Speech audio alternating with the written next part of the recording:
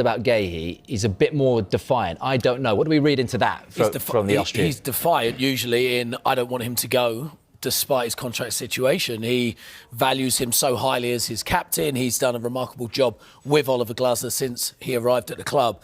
But that felt a little bit different. It felt like, I don't know what the situation is. And ultimately, Crystal Palace, as a club, have a decision to make in terms of, do they let this player go for free in the summer or do they cash in? They could have got £35 million for him in the summer. That deadline day moved to Liverpool, very close to happening before Crystal Palace pulled the plug. They're probably, you're looking at around maybe £25 million could prize him away. Which is still a bargain, even though he's a free in the summer. It feels like it's a bargain, but you're talking about a player with just 6 months left on his contract. But the player's also got a decision to make. Does he want to move to a Premier League club? If he does, then it's down to Crystal Palace, do they want to cash in or not? Or does he see his future abroad and in Europe, and if so, he can sign a pre-contract now. As of right now, there's so much interest, the likes of Bayern Munich, Atletico Madrid, amongst many of the biggest names in Europe interested in Marc Guehi. Unsurprisingly, he's no doubt going to be starting for England in the summer at the World Cup as well. An unbelievable talent that he is. So, look, it's one to watch. It's very interesting, but you know, Manchester City weren't planning on doing much in January. Injuries now to Ruben Diaz, out for around 6 weeks with a hamstring injury. Josko Vardiol, fractured leg. He'll be out for a number of months. Potentially the end of the season he'll be out for. Is that going to accelerate Manchester City's plans? Does that maybe go into Marc Guehi's head and go, hold on a minute, Manchester City, not a bad move. What would you do if you're Marc Guehi, Dan? I think Manchester City are going to add in the summer centre-half position anyway. I think John Stones and Nathan Ake are up. I don't know whether they're going to get offered a new contract. They can't stay fit as well, though, can they? That's the problem. No, that's the trouble. I think they play so many games. So Marc Guehi will probably looking at it and going, if you move into the Premier League, it's Liverpool, Manchester City. I don't see there's no space at Arsenal with their recruitment recently. I don't see Chelsea being at the level for Marc Guehi right now.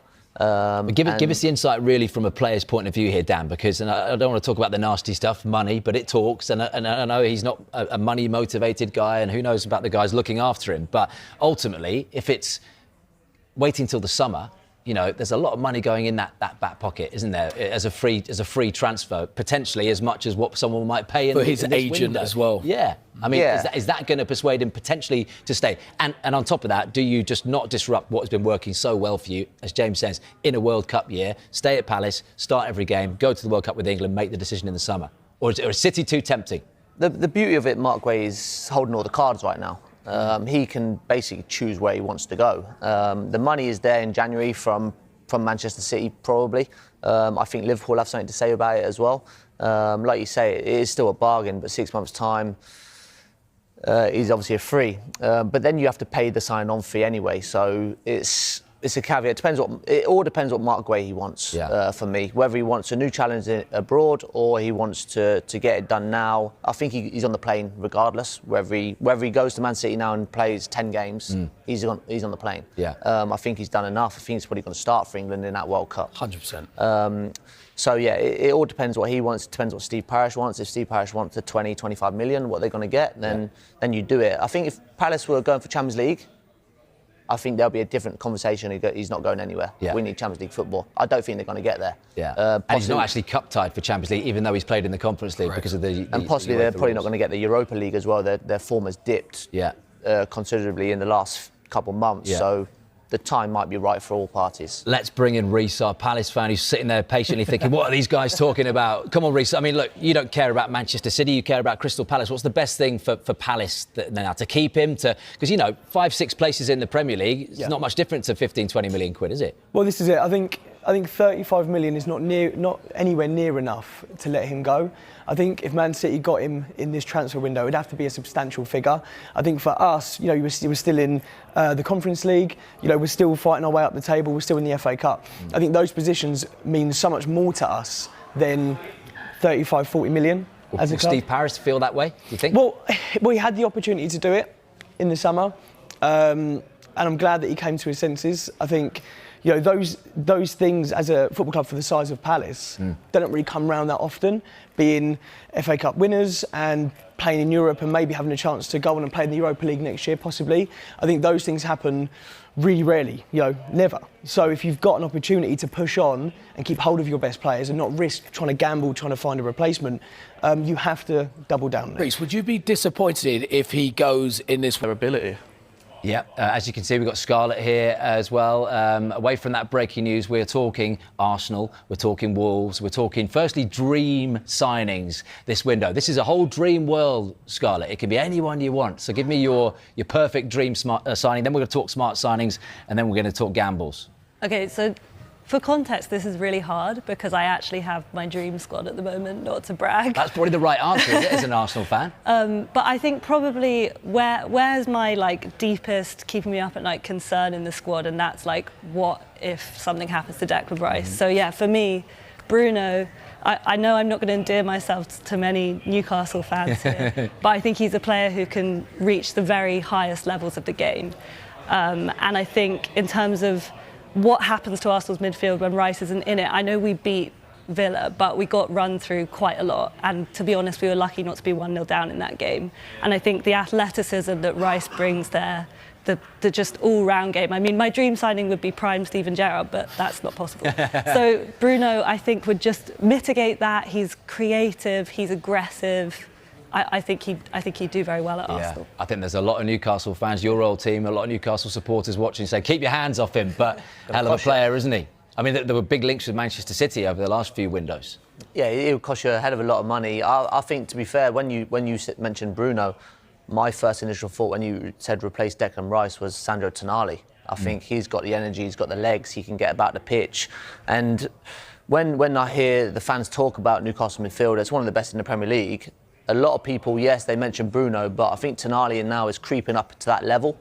And I think when Tonali's not on it and not playing, they really miss that energy. I think there was a masterstroke swapping them position to an 8 to a 6. I think they swapped over last year probably, and it's proved a masterstroke. But it's a really, really elite midfield, one of the best in the Premier League. You've already said basically you don't need anyone, but that would be your dream. What's your smart signing for January? So my smart signing would be Jan Diomande.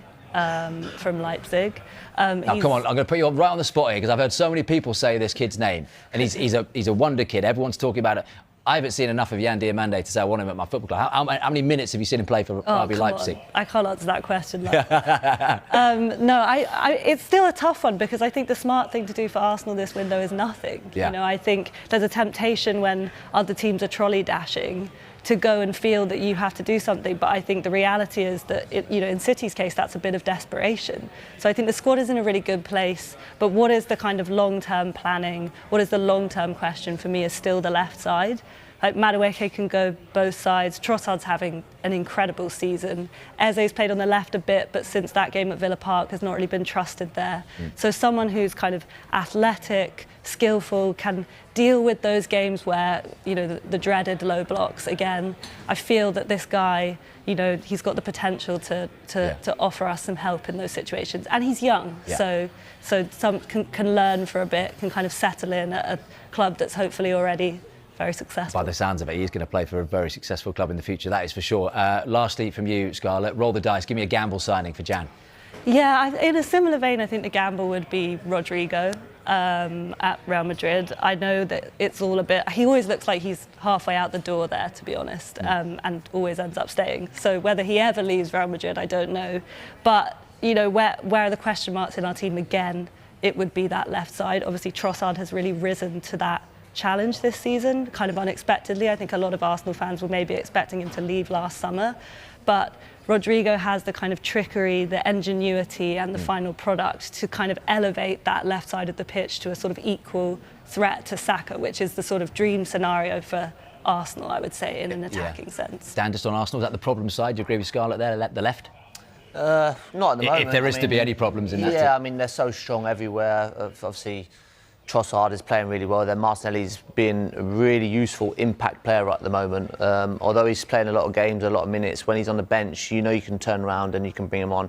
And everyone's probably forgetting Max Dowman now. I know he's injured. There's a lot of talk about him at the start of the season. So signing too many players and the lure of Rodrigo and players like that, I know, is hard to sort of put to aside because they're fantastic players, but you don't want to keep blocking these kids' pathways because they're tremendous talents. Come on, Cam, let's talk Wolves, shall we? Look, we've got old gold all around the studio, especially for you today. And look, Cameron told me as he walked in this morning, he said, we're beating Everton tonight. I don't know, is the greatest escape ever on? We shall see. We start with the latest transfer news and a potential tug-of-war between three of the Premier League's biggest clubs for Crystal Palace captain Mark Guehi.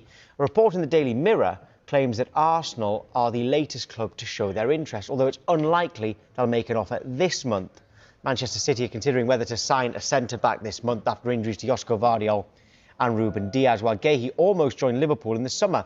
Earlier this week, Crystal Palace boss Oliver Glasner said he expects Guehi to stay at the club for the rest of the season, with no formal bids so far.